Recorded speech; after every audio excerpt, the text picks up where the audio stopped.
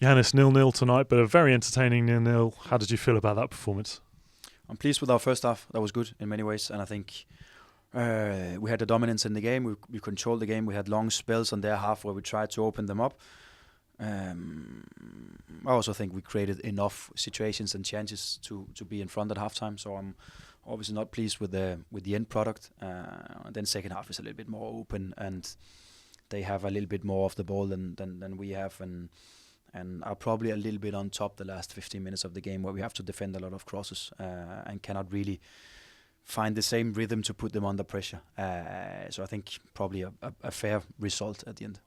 Kellen talked about playing with a little bit of freedom tonight. Was that something you encouraged? Yeah, 100%. I think after a couple of games where it's probably not been 100% as we want to do it, I think it was important for us to get out there from minute one and just show what it is we can do and show that we are a good team on the ball and show that we can dominate also teams from the top of the league. So I'm pleased with that. I'm pleased with the attitude and the mentality in the group that we're really, I think we're really ready to do that kind of game again. And yeah, I'm obviously not so pleased with the no goals because I think we did more than we could expect to score at least one in first half. That's a couple of games in a row at Carrow Road we've gone toe-to-toe with teams from the top. Is it encouraging? Is it frustrating to think, it could be us up there as well?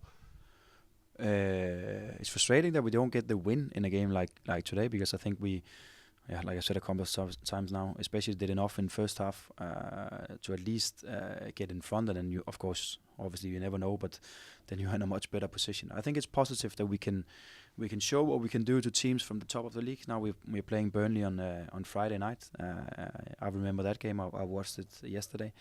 And we were actually really, really good also in that game, and we're pushing them back and we're creating some good moments against them as well. So I think it leads into where we want to go with this team and this club, and it probably also tells how we want to play football, and we just have to be even more consistent. We have to do it better, and we have to also pick up points and results in games where we're not on top, and that's been a thing for us this season. That's we have to play at our best to get results. Sometimes you have to accept that you cannot be at your best and then still get a good result. How do you approach that game Friday night against Burnley, who are obviously notoriously a difficult team defensively? Yeah, two things. I think, first of all, we have to see who's available.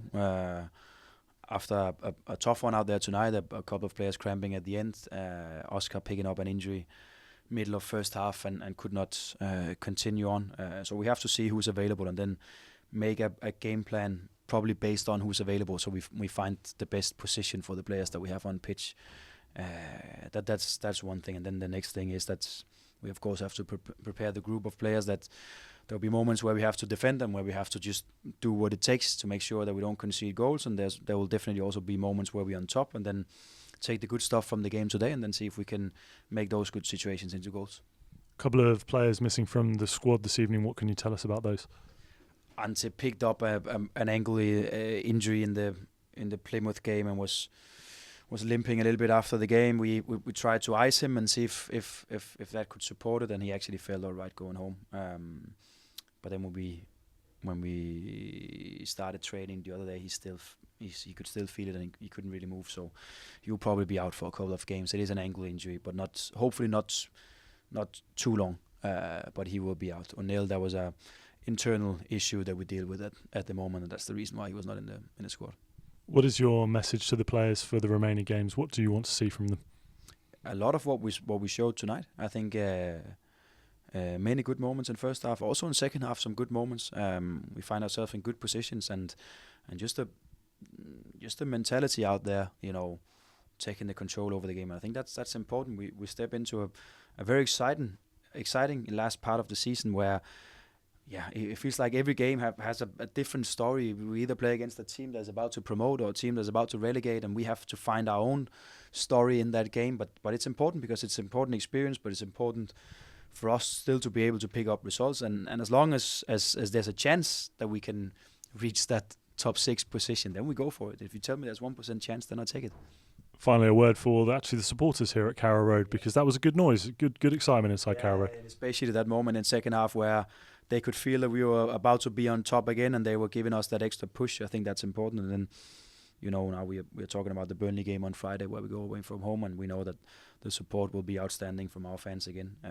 So there's many things, and it's important games for us. And no matter if we should find ourselves in a position towards the end of the season where we don't have anything really in terms of the league standings to compete for, it will still be very, very important for us to go out there and show our best. So yeah.